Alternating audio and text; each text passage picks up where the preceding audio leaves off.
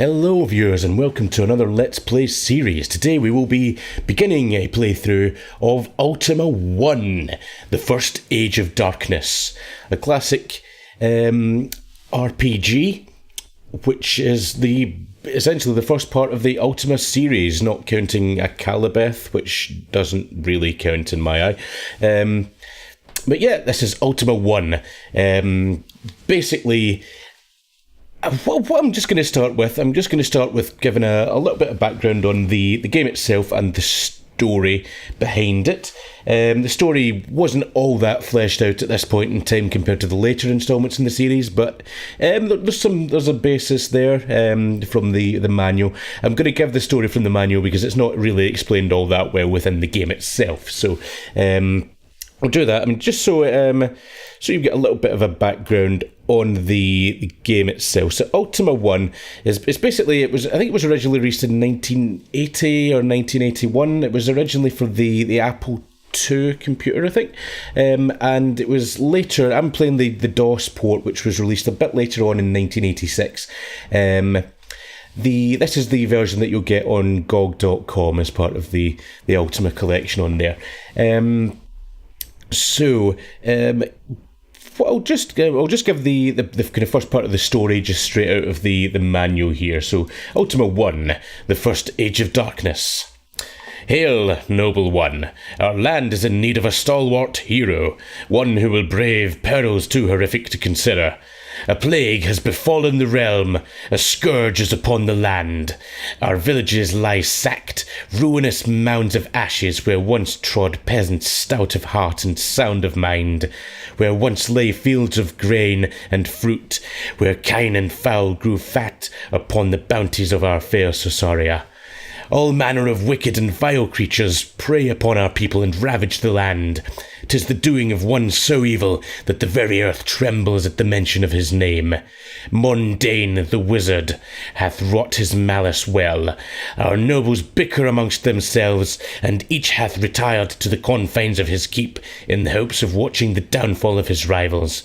Verily, the evil one hath heaped indignity upon curse by releasing upon the realm a host of creatures and beasts so bloodthirsty and wicked that our defenceless people fall as grain before the reaper's scythe. These denizens of the underworld hold sway over all that can be surveyed, save for the strongholds of the nobles besotted with their own ambition. Nowhere in our once peaceful country may a traveller find safe passage or lodging, save in the keeps of the self-proclaimed kings, and they demand hard labours for their indulgences. Only the young Lord British remains steadfast in the vision of a peaceful and united Susaria. In his castle and his town, the pure of heart will find an ally and replenishment for the needs of one who hath chosen to fight for the realm. Aid us in ridding of our land of the scourge that hath befallen us, O noble one. We beseech thee, for without thine aid we shall surely perish before the onslaught of the maleficent necromancer. Slay the evil Mondane. Okay, so that's basically the background. We are a stranger to the land of Susaria, and we have a task to defeat the evil wizard Mondane, who is wreaking havoc on the realm by the sounds of it. There are various kingdoms within the land, all ruled by kings and nobles who are all bickering with each other and don't get along with each other, essentially. So, with that, we will begin. Basically, we shall get started here. So, Ultima I, from darkest dungeons to deepest space. We are going to generate a new character. So, first of all, this is the character generation screen. We can basically distribute 30 points into each our choice of these attributes, essentially. We are basically, just to a brief kind of rundown of what these do. Strength is the higher your strength, the more damage you do to an enemy when you attack them. Agility affects your chance to hit an enemy. If your agility is too low, you'll quite often find your attacks miss. Stamina will affect the amount of damage you take when you are hit. Charisma affects the prices of goods in the shops. Wisdom affects your ability to cast clerical spells, and intelligence affects your ability to cast wizard spells. I believe intelligence also, similarly to charisma, has an impact on the prices of goods in the stores. We are going to play as pretty much a fighter, because the majority of magic in this game is pretty rubbish and not very useful. Not really required either. So I'm going to mostly kind of go for strength here. I'm going to go for 20 strength to start with and 20 agility. I'll throw 15 into stamina, and I'll set intelligence to 15 as well. That way, like I say, intelligence can have an impact on the prices of goods in the stores. That will become fairly irrelevant after a while in the game anyway, but most of these stats will be changing as we progress through the game. It is an RPG after all. There is some stat building, although it works a little bit differently in this game than to later games. Like I say, this is a very, very early computer RPG, and things don't always work the way you expect them to. So I'll try to explain a bit of that as we go along. Anyway, that is going to be our stats for the start. We now get to select thy race. We have a choice of human, elf, dwarf, and bobbit. So, again, just an excerpt from the manual here on the different races. The lands of Caesarea are populated by a diversity of races, as varied as the elements, from the tiniest bobbit to the most towering human. Our folk show a strength of character unknown in other parts of the world. Until the coming of the foul mundane, our folk lived in harmony and worked together in the truest spirit of comradeship. The principal inhabitants of Caesarea are human. Endowed with a natural intellect higher than any other race, the humans are the backbone of Caesarean society. Found in all walks of life, they are strong of body and unexcelled spirit. Elf, shorter than their human counterparts by the span of 3 hands. The elves of Caesarea are slight of build and swift of movement. Their superior natural agility makes them excellent musicians and clever thieves. At home amongst the trees of the deepest forest, or in the alleyways of the capital, the Caesarean elf makes a stalwart companion and a relentless foe. A dwarf, mountain-fold and legendary miners. The dwarves of Caesarea stand but half a human's height, yet often outweigh slender elves. They are matchless in courage and possess an inordinate endowment of natural strength. Never accept the Caesarean dwarf's challenge to wrestle for drinks in a tavern, unless thy supply of gold be endless and thy generosity ample. And finally, the bobbit. A small and gentle race, the Caesarean bobbits are believed to have come to our realm from a distant place. They are said to favour mountainside meadows and the serenity of forest clearings. Their diminutive height being even less than that of a dwarf, they shun any task that involves hard physical labour, preferring instead to pursuits of study and contemplation. Bobbits are naturally weak, yet possess a serenity indicative of profound wisdom. Okay, we, just for simplicity's sake, are going to be human. We're also going to be male. I don't think that has any impact on anything in this game, as far as I'm aware. And our class, we have a choice between fighter, a cleric, a wizard, and a thief. So, the fighter, again, this is straight out of the game manual here for the professions. Whilst the professions practiced by our folk are numerous, there are but 4 courses of action that may be followed by the novice adventurer. These are the fighter. The rigorous training involved in learning to become a fighter results in a stronger, more agile adventurer. The knowledge acquired during this period permits the fighter to use virtually every kind of weapon that might be found in Caesarea. The cleric, a profession suited to those who are of an introspective nature. The study of the ways of the cleric requires patience and results in a good deal of wisdom. Such is their calm and concentration that no time will the proper spell cast by a cleric fail to attain its desired result. The wizard. To become a wizard in our realm, one must study long and diligently, poring over ancient writings and dusty tomes. Mastery of the arcane arts comes not easily, yet such training hones the intellect to a superior edge. The fruits of the long years of discipline are deemed to be worth the effort, however, for only the wizard may purchase the necessary supplies for casting the more powerful enchantments. And finally, the thief. Whilst not a profession held in the highest esteem among those charged with maintaining the public order, thieving is a trade that often serves the adventurer well. Many of the explorer's finds are guarded by clever and devious traps that require nimble fingers or a dexterous hand. Larceny and the opening of locks comes much easier for the thief than for other mortals, for they who follow this occupation are endowed with exceptional agility. Okay, so essentially the class that you choose will have a bit of an impact on your starting stats as well as your race. We're going to be a human fighter. The reason for that is we are going to be using a couple of spells in the game, but not the majority of the spells are very unnecessary in this game. You don't really, being a magic user primarily is not really going to be a huge advantage. So we are now going to enter thy name. Now, I'm not going to go by Psychometric, as that's not a very good name for this setting. So I'm going to, see, Svengard. We are Svengard, the human male fighter. And we shall save our character. So with that, we shall begin. Let me see here. So essentially, to begin, all we do is continue previous game, which is B, and we are going to be Svengard, which is characters 1 at the moment. Please wait whilst thy game loads. Okay, so here we are. Here is Svengard in the... Where are we, first of all? If we press I, we can search our surroundings, and that will tell us we are in the lands of Lord British.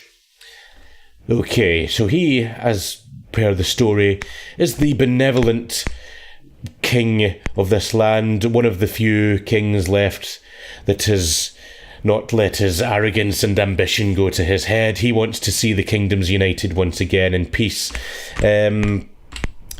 That's his castle right there. We're going to, first of all, though, go to his town, which is the city of Britain. Now, we can see here, first of all, just to kind of explain a couple of the mechanics of the game here. Down in the bottom right-hand side of the screen there, you'll see we have hits, food, exp, and coin. Hits are our hit points. We start off with 150 hit points. That is not a lot in this game. We are going to want to increase that dramatically. Food is another important thing in this game. You'll see there's also a food shop in this very town. Food, when you are walking around in the overworld map primarily, you will be using up food. And if you do get to a point where you run out of food, you will immediately die. So we do not want to run out of food. We're basically going to want to keep a stock of that. We're not going to buy any at the moment because we've got just under 200 units of food at the moment, and that should be enough to start us off. And walking around in the town doesn't use up food. Also, walking around in dungeons doesn't use up food, which is very good in this game. Experience, being completely honest, doesn't really do an awful lot in this game. We gain experience for defeating enemies, whether it's in dungeons or on the overworld. We will pick up experience as we progress through the game. Essentially, we are currently, if we check our stats, which is the Z key, magically, we are currently a level 1 male human fighter. Once our experience goes over 1000, I believe we are then a level 2 male human fighter. And once our experience goes over 2000, we are then a level 3 male human fighter. So it basically just continues up like that. I don't think it affects your stats in any way. It doesn't affect any of your other attributes. But having a higher experience level does mean that there's more enemies walking around in the world map, so we'll see that later on. The final bit down at the bottom right there is coin, which we have 100 of at the moment. So again, looking at our stats page, well, that is equivalent of 1 gold crown. The way this game works, coins in your inventory screen, it will be split between gold crowns, I think silver and copper coins as well. Copper coins are worth single units, silver are worth tens, and gold are worth hundreds. So we currently have 100 coins, which is the equivalent of 1 gold crown. We also, I can see here, we have a leather armour and a dagger, which are not very good. We're going to upgrade them pretty much straight away. And you can see our actual attributes are strength, agility, etc. It has changed slightly from when we set it up, and that is due to our race being human and our profession being fighter. That has altered our stats slightly as well. So we have a reasonably high strength and agility. That'll be good to start out the game with. So with that, we are going to first of all have a little explore of this town. We can see there's various things around us here. There is an armour shop. We are going to buy some new armour from the armour shop of Lord Eldrick de Charbonneau. And we are going to buy some chainmail, which is C. That costs 90. That leaves us with just 10 coins. Now, are we going to have enough for a weapon as well? Let's have a look. At the weapon shop of Lord Eldrick de Charbonneau, they're obviously part of the one store, we can buy a mace. That only costs 8 coins, so we can afford a mace. That's a better weapon than our dagger, so we can then ready these. We're going to ready our chainmail and our mace. This is the transport shop. Scooters Super Duper Transport Incorporated. Here we can buy horses and carts, which will enable us to move around the land faster, using up less food as we go. We can also buy rafts and frigates, which will allow us to go over water. We're going to do none of these at the moment because we have no money. So we're going to leave this shop. There's also a magic shop up there, which we will be visiting later on. And here, finally, is the pub. So if we go to the pub, we can buy... Pub de Varg, the tavern keeper saith, "Here, have a cold one." Sometimes at the pub, if you have a cold one, you will be told a rumour. In this case, we are told absolutely nothing. You can pick up little tidbits of information that will help you as you progress through the game here. We also, that little yellow gentleman that's walking around next to us, that happens to be Iolo the Bard, who sings "Ho-e-he-hum," which is not a very good song, unfortunately for Iolo there. Iolo is a recurring character in the Ultima series. Those of you who have played the later games in the series may recognise Iolo, not so much from his crude little pixelated character there, but from his name primarily. Iolo is a character we will be seeing more of in the later Ultima games. Unfortunately, in Ultima I, his role is restricted to the bard that sings "Here, here, here, here," as he walks around the town. Okay, so with that, we are now left. We have a slightly better weapon than we had before. And before we go into the castle of Lord British, we really want to get some more HP, and we want to make some gold as well. You can see there's another town over there to our left as well.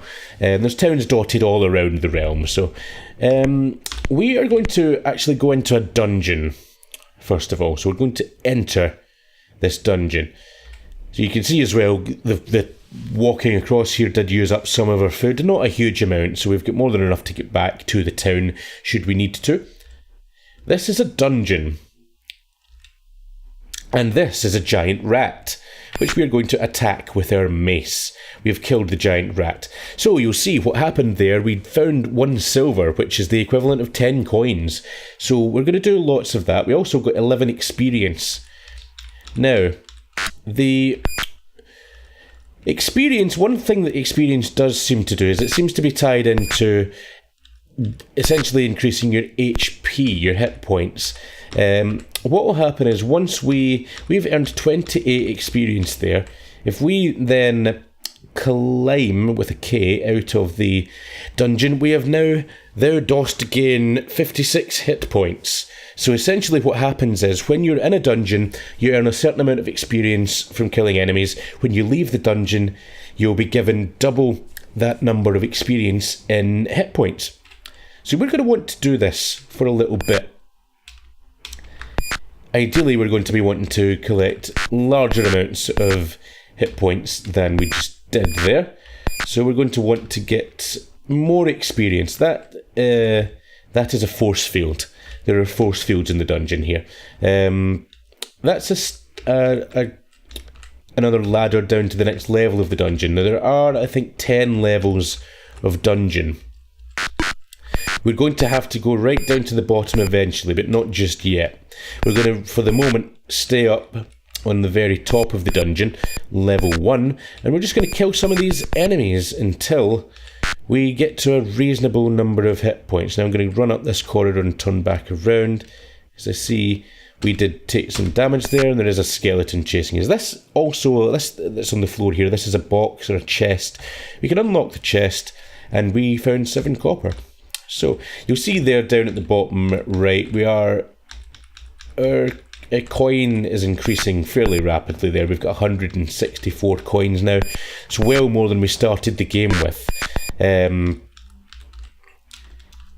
What we're going to want to do is just kind of remain in here for a bit. I'm probably going to head out reasonably soon before we lose too much HP here.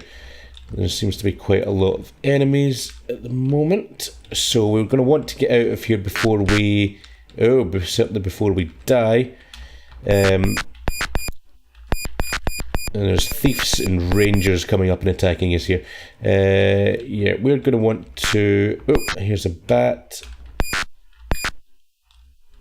We lost quite a bit of health there, but we are back at the entrance. So if we climb out again, let's climb with K, for anyone who's wondering.